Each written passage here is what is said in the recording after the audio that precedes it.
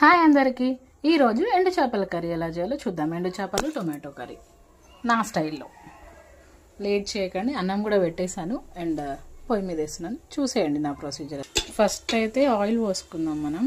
ఇవి ఎండు చేపలు కదా, మంచిగా వేడి నీళ్ళలో వేసి ఆల్రెడీ నేను కడిగినాను, ఆ వీడియో మీకు పెట్టలేదు.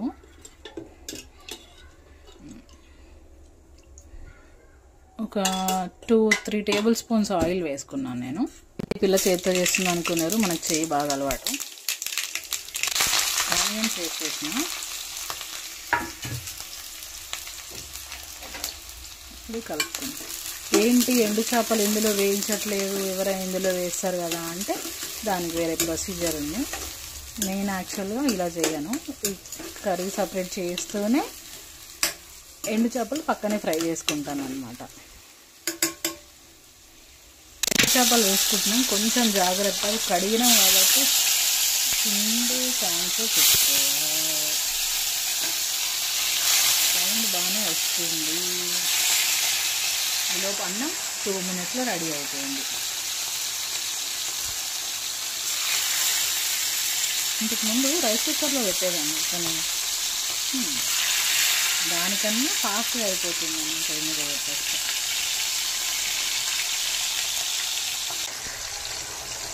ఇలా రెడ్గా అయ్యే వరకు వేయించండి, మరీ రెడ్గా వేయించకండి, గట్టిగా అయిపోతే ఏంటి తినలేము. కొంచెం సాఫ్ట్గా ఉంటే బాగుంటుంది. ఎందుకంటే ఇప్పుడు మళ్ళీ ఎట్లాగో కర్రీలో కూడా అవి కొంచెం మగ్గిపోతాయి కాబట్టి మరీ హార్డ్గా చేయకండి, కొంచెం సాఫ్ట్గా వేసేసేయండి.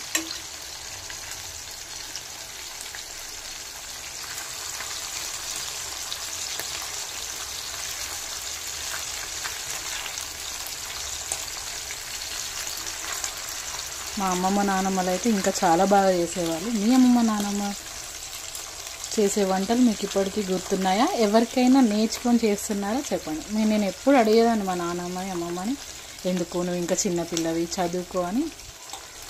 నేర్పించలేదు, ఇప్పుడు నేర్చుకున్నాను ఫైనల్. అన్నం ఉడికేసిందో. అల్లం వెల్లుల్లి ఇప్పుడు పేస్ట్ చేస్తున్నాం. ఇలా వెల్లుల్లి వేయించే అలవాటు ఉంటే ఎప్పుడు నాకు చాలా ఇష్టం, ఎందుకో తెలియదు. ఫస్ట్ ఆయిల్లో వెల్లుల్లి వేయడానికి ట్రై చేస్తాను. ఫ్రై అయిపోతుంది. ఇవి కూడా మనం ఇప్పుడు దించేసుకున్నాం.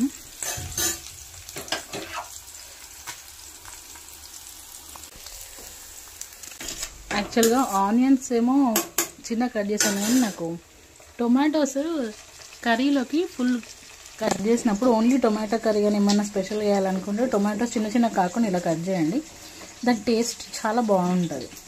అంటే నార్మల్ కట్ చేసిన దానికి దీనికి నాకు కొంచెం డిఫరెన్స్ అనిపించింది, మీరు కూడా ట్రై చేసి. ఆనియన్స్ కొంచెం ఫాస్ట్గా వేగాలంటే సాల్ట్ వేయాలి, తెలియని వాళ్ళు ఎవరు లేరు. అండ్ ఇంతకీ మీకు ముచ్చట చెప్పాలి, ఇందులో ఎవరు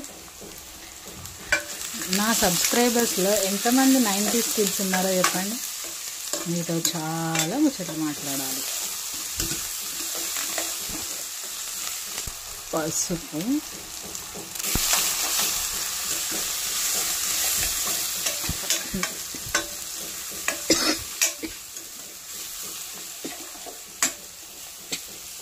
వేగిపోయింది. టొమాటోస్ వేద్దాం.